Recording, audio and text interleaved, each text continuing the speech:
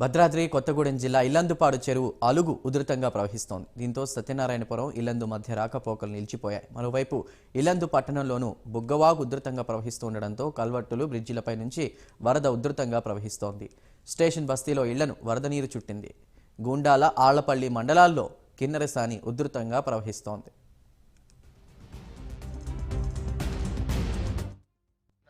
ఈరోజు భారీ వర్షాలకి ఉదయం ఎడతెరిపి లేకుండా కూర్చున్న వానకి దాదాపు 60 ఇల్లులు నీట మునిగినాయి. అందులో ఈరోజు దాదాపు భుజాల ఎత్తు వరకు కూడా నీళ్లతో నిండిపోయి ఉన్నాయి. ఇక్కడ ఉన్న వాళ్ళందరినీ వెకేట్ చేపించి వాళ్ళకి సేఫ్ జోన్గా మన యూపీఎస్ స్కూల్, ఎంపీపీఎస్ స్కూల్ నందు వాళ్ళకి షెల్టర్ ఇవ్వడం జరిగింది. అందరినీ అక్కడే ఉంచుతాం. దాదాపు ఈ వరద మొత్తం కంప్లీట్గా నీళ్లు మొత్తం ఇళ్ళకి వెళ్ళిపోయినాక అప్పుడు వాళ్ళకి రిహాబిలిటేషన్ సెంటర్ మాత్రం అక్కడ ఉంది. వాళ్ళకి కావాల్సిన సదుపాయాలన్నీ అక్కడ ఏర్పాటు చేస్తూ ఉన్నాం.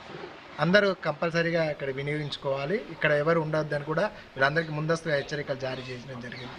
పోలీసు వారు వచ్చారు ఆల్రెడీ, మన మున్సిపాలిటీ డిపార్ట్మెంటు, అట్లాగే హాస్పిటల్ వాళ్ళు కూడా అందరూ వచ్చారు. సిడిపిఓ గారు ఇట్లా అందరూ వచ్చారు.